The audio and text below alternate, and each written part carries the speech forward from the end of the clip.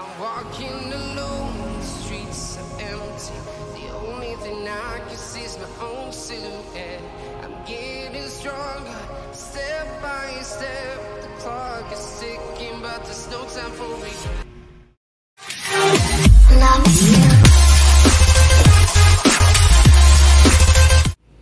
Yan, magandang araw mga paps, no? May gagawin tayo isang Samsung na 40 inches LED TV. So yung problema nito ay panel issue. So testing natin.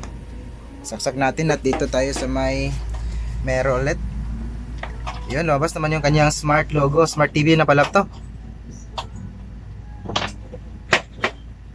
At titingnan natin. Ayun, ito yung kanyang problema. Meron mga vertical bar lines. Ayun, ang pangit. Ano ba yan? Yun, oh. So ito yung susubukan natin. Ito yung susubukan natin na gawin kung makakaya, no? Sanay papalarin tayo and bunutin muna natin.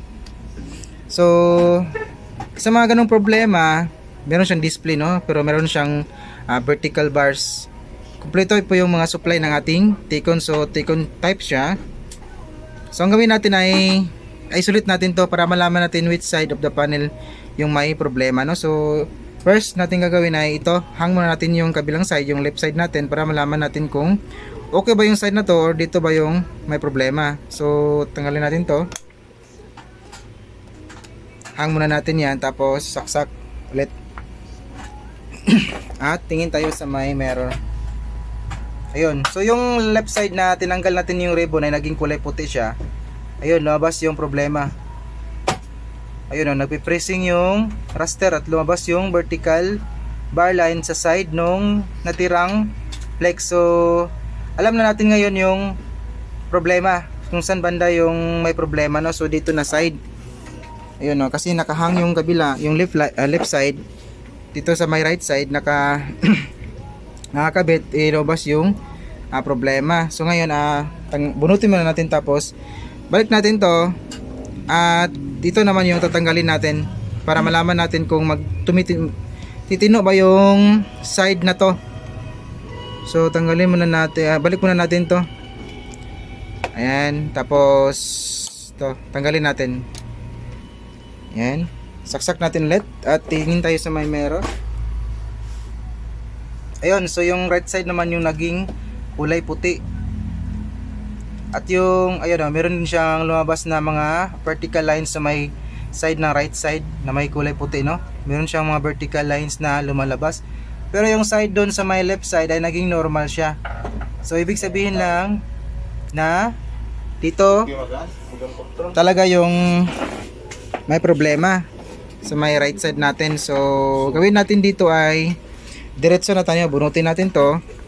At diretso na tayo sa ating video na gagawin. Block natin yung kanyang mga clock signal at kanyang swapping voltage. So bali yung iba-block natin dito ay 15 pins lahat, no?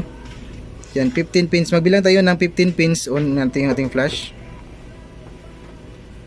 Yan, magbilang tayo ng mula sa may gilid 15 pins at iba-block natin yun ng tape. So ito ay isang, meron siyang clock signal eh.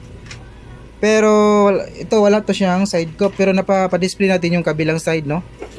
So iwan ko lang kung depende ba yan sa design ng panel or sa design ng unit, no? Kasi yung iba na may mga clock signal tapos wala nga yung kabila, hindi makapag-display, black and white lang yung makikita natin. So ito ngayon nakapag-display siya kahit wala yung kabila. So ano kaya magandang explanation doon? Malamang depende siguro yun sa may design, no, ng unit, kasi ito isang Samsung din eh. Yung mga experience natin ay Samsung din. Kung wala yung kabila ay hindi nga mapapausilit eh. So ngayon block mo natin, kuha muna tayo ng tape, saglit lang. Ayan, balik tayo. So ito may nalagay na tayo na tape, no. So kung bibilangin natin yan mula sa may gilid eh 15 pins yung na block natin dito. So 2, 4, 6, 8, 10, 12, 14, 15. So 15 pins siya. Ayan, kita nyo ba? Ayan, oh. Lapit pa natin. Yan. So clip na natin to at lalagay natin, babalik natin, tapos titingnan natin to kung mapapatino ba yung ating display. So saglit lang at medyo mahirap. Yan, nakalock na siya. So tingnan natin dito, saksak natin at dito tayo sa may mirror ulit. Titingnan natin kung lalabas pa ba yung kanyang mga vertical bar lines. Tingnan natin.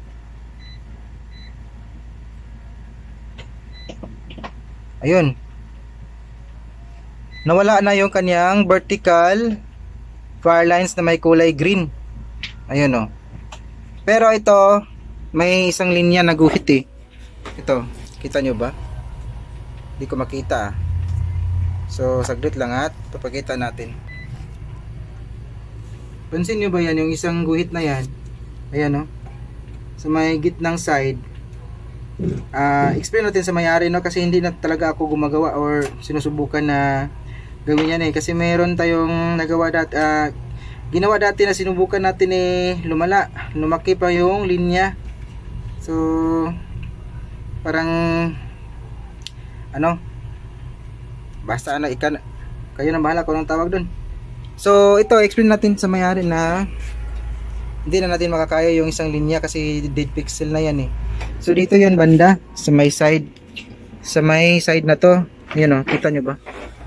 Point nga natin yung ayun, ito dito sa may side na to. Ayun oh, focus nga natin yung ayan. Ito sa may side na to at dito yan tatama sa may side na to. Ayun dito sa may side. So ibig sabihin yung flex na to yung may problema. Kadalasan pag ganito kasi merong linyang putol na papasok dun sa may side na yun no.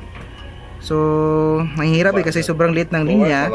Kaya hindi na natin yan susubukan, baka lumaki pa yung sira no. So lagyan muna natin ng source or DVD para meron tayong makitang display dyan, hindi lang puro raster no. So sa nila at kukuha tayo na DVD player. Yan, balik tayo, may source na tayo no.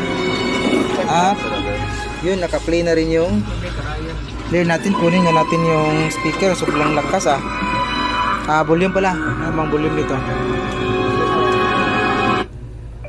Ay nako, lumipat pa. Sandali lang. Hinaan muna natin yung volume niya.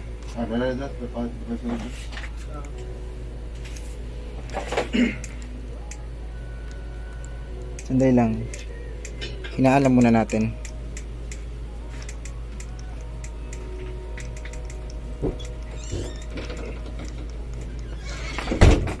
Tapos punta tayo sa may ano?